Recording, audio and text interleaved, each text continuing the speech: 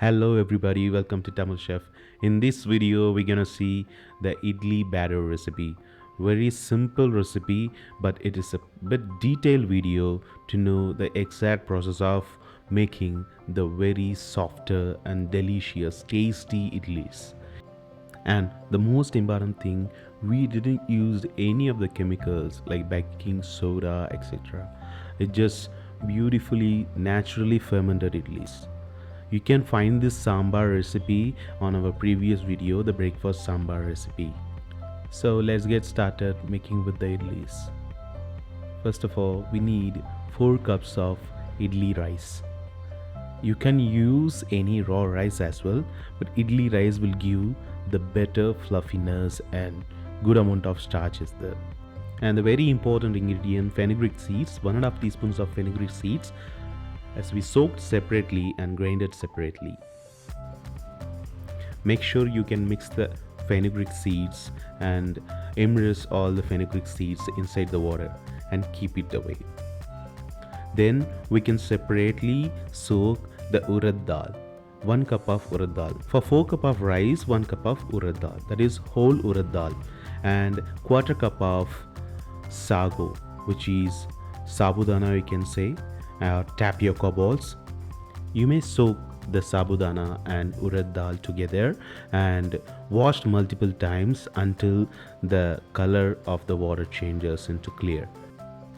Soak them separately. Here we will wash the rice. Even the rice has to be washed thoroughly until the water gets clear. Washing and removing excess starch from the rice will result clear white idlis. Also, you can avoid the strong rice flavor from the idlis. Wash and soak the ingredients for minimum 6 hours in room temperature. As long as you soak, grinding process will be quicker and smoother.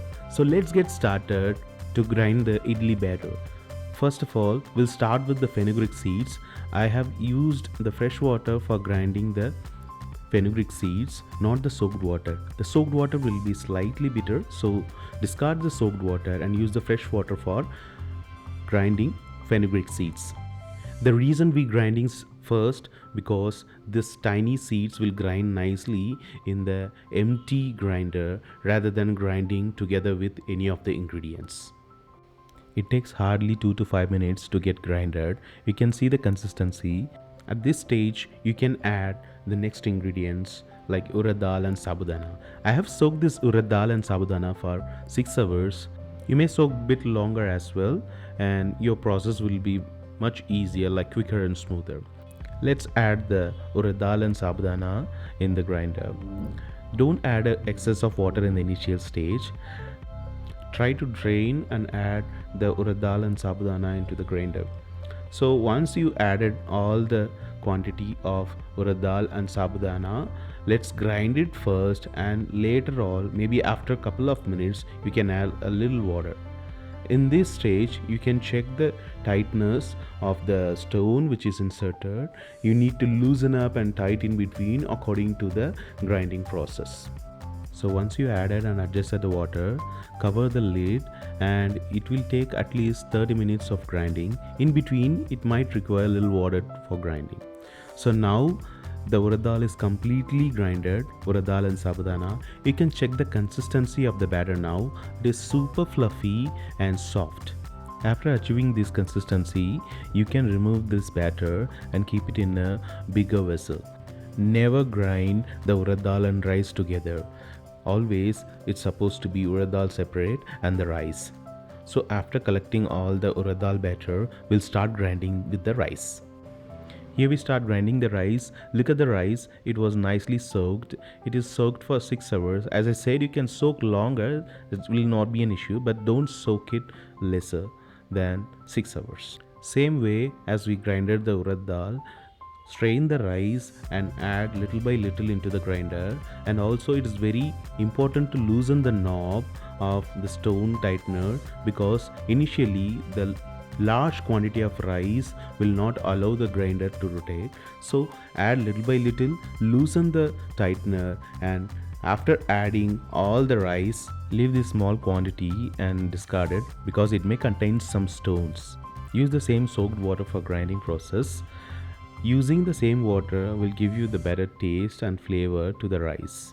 Wipe the sides using the rubber spatula. Add enough water for grinding process and cover with the lid. It may take 30 to 45 minutes for the entire grinding process of the rice. You might require quite a lot of water in between adding and also wiping the sides of the grinder. So the consistency of the rice to be not too fine like the urad dal we grinder. It should be a little coarse. You can see the consistency. At this stage we can stop grinding process of rice. The rice is ready. So switch off the grinder and remove all the rice batter and collect it into the same vessel which we collected the urad dal and sabudana batter together. Now mix the batter together completely, like the urad dal, rice, everything mixed together perfectly, and we can find one single batter. The batter will be thick and stiff. We need to leave this batter for overnight. I use my bare hands since we need to provide some good bacteria to make this batter fluffy. So leave the batter overnight. Let's see tomorrow morning. Here we go. The super fluffy fermented idli batter is ready. See how good fluffy is that? If you follow the same steps, we can avoid any chemical like baking soda to the batter to make a naturally fermented idli batter. Now we need to remove the excess air which is inside the batter. So mix the batter thoroughly, vigorously for 2 minutes so that the batter gets settled down. Use 2 tablespoons of salt for seasoning. After adding salt, mix it once and leave it for an hour. See the consistency of the batter. Don't add any water to it. So let's get started making the super soft idlis. I am greasing the molds with little gingerly oil to make the idlis. I am using idli molds inside the pressure cooker to make the idlis. Try using proper idli steamer to steam the idlis. I have these molds, so I am using inside the pressure cooker. Even most of the kitchen you can find this way of steaming the idlis, but the better way to use the proper idli steamer. In this way, make sure the hole should be kept on top of the idlis, not on top of the holes. So it will release the steam properly to allow the idlis to steam it perfectly. Place the idli molds inside the pressure cooker and steam it for 5 to 8 minutes. Don't add any whistles to it. You can see the perfectly cooked, steamed, super soft idlis are ready. I hope this video will help you to make a perfect idlis at home. So if you find this video is really helpful, like, share and post your valuable comments. Also share with your friends who love their idlis to make at their home. Find the breakfast sambar recipe link in the I button and description. Thank you so much for watching. This is Chef Naresh signing off. Happy cooking!